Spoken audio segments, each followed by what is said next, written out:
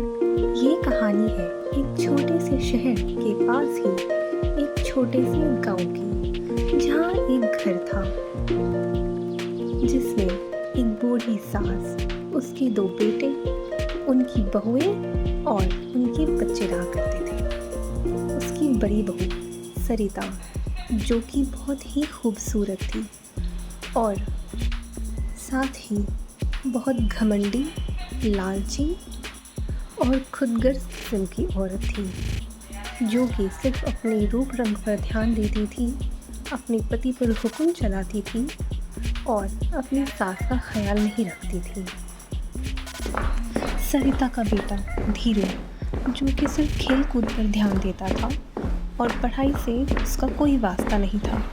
वहीं दूसरी ओर घर की छोटी बहू ऋतु, जो कि एक आज्ञाकारी बहू थी, घर के सारे काम के साथ साथ अपनी सास का ख्याल भी रखती थी। अपनी सास के साथ समय बिताना, अपने बच्चों का ख्याल रखना और घर के अन्य काम वो सभी करती थी। और उसका पति सूरज, जो कि एक आज्ञाकारी बेटा तो था, पर काम के सिलसिले में अक्सर बाहर रहा करता था। उनकी बेटी रचना, जो कि कक्षा में हमेशा प्रथम रहती थी और ठीक अपनी माँ की तरह ही सर्वगुण संपन्न थी। ऋतु की बेटी और ऋतु के पति की कामयाबी देखकर सरिता बहुत जलती थी। क्या करूँ मैं इस ऋतु की बच्ची का, जब देखो सबकी चहेती बनती फिरती है। हे भगवान, मेरे साथ ही ऐसा क्यों? ना तो मेरा बच्चा कक्षा में प्रथम आता है, ना ही मेरा पति ऋतु की पति की तरह कामयाब है। अगर मेरा बच्चा और पति कामयाब नहीं हो सकते तो मैं और किसी को भी कामयाब होने नहीं दूंगी। ऐसा कहते ही वो अपने घर के पीछे वाले जंगल की ओर निकल पड़ती है। वो चलती जाती है और आसपास मुड़कर देखने लगती है। ऐसा प्रतीत होता है कि वह किसी को ढूंढ रही है। चलते चलते वह थक कर एक जगह रुक जाती है। आगे चलकर वह एक तांत्रिक के पास आती है, जिसे वो अपनी सारी समस्याएं बता देती है। बाबा, ना तो मेरा बेटा ऋतु की बेटी की तरह कक्षा में प्रथम आता है, ना ही मेरा पति ऋतु की पति की तरह विदेश में जाकर कामयाबी हासिल कर रहा है। बाबा, आप कुछ ऐसा करिए कि उन दोनों की भी कामयाबी रुक जाए हमेशा हमेशा के लिए। अगर मेरा बेटा और मेरा पति कामयाब नहीं हो सकता तो मैं उन दोनों को भी कामयाब नहीं देख सकती।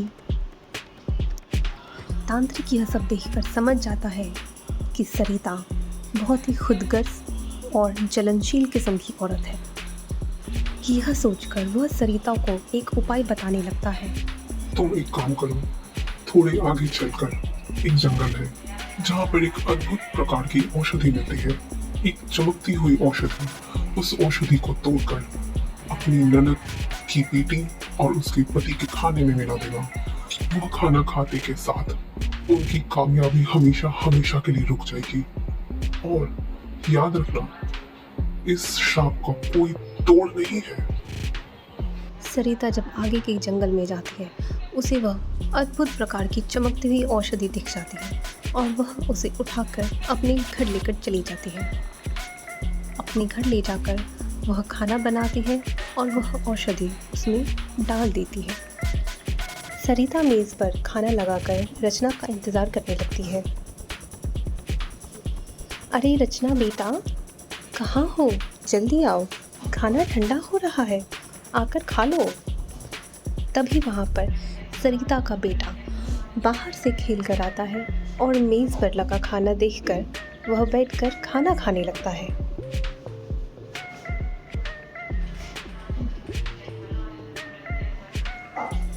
तभी सरिता दौड़ती हुई आती है और अपने बेटे को रोकती है, पर तब तक बहुत देर हो चुकी थी।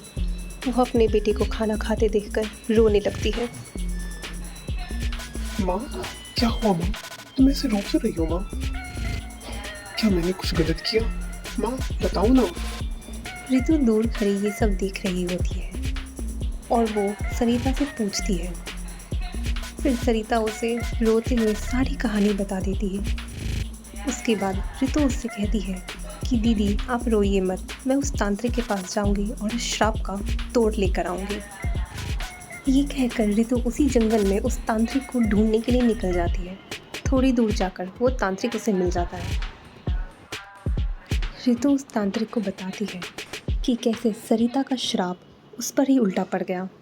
उसके बाद वो तांत्रिक उसे बताता है, मैं सरिता को देखकर समझ गया था कि वो जलनशीलता की आग में आकर पूरी जल चुकी है। इसलिए मैंने उसे एक नकली उपाय बताया जिससे उसकी जलनशीलता को शांति तो मिलती पर किसी और को कुछ नहीं बिगड़ता। वो जड़ी बूटी खाकर किसी का कुछ नहीं बिगड़ सकता। वो तो बस एक मामूली सी जड़ी बूटी थी। अब शायद सरिता को सीख मिल चुकी है।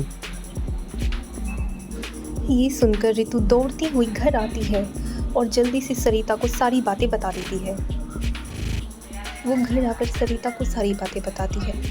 वो कहती है, दीदी आप रोइए मत, उस तांत्रिक ने आपको एक नकली उपाय बताया था, बस आपको एक सबक सिखाने के लिए और कुछ नहीं। वो जड़ी बूटी खाकर आपके बेटे का कुछ नहीं बिगड़ सकता। वो तो बस एक मामूली सी जड़ी बूटी थी, आप रोइए मत। सरिता अपनी गलती का एहसास करके रितु से माफ़ी मांगती है। रितु मुझे माफ़ कर दो, मैं तुम्हारी गुनहगार हूँ, मुझे माफ़ कर दो। तभी वहाँ पर उन दोनों की सास आ जाती है और उनसे पूछती है कि आखिर सरिता इतना रो क्यों रही है।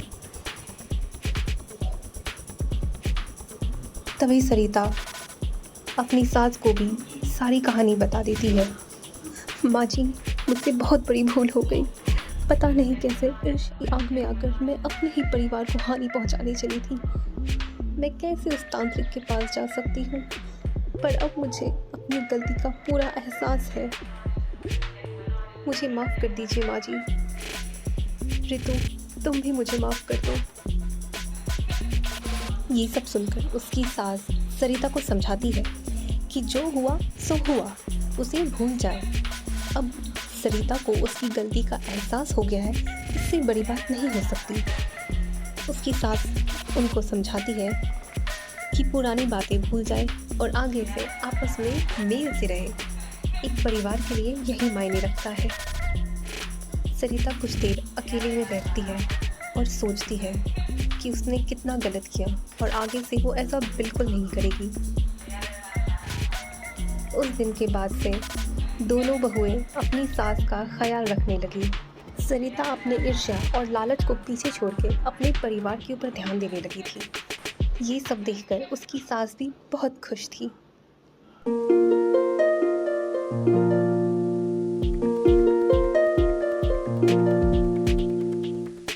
सरिता रितु के साथ घर के काम काजों में भी हाथ बटाने लगी थी।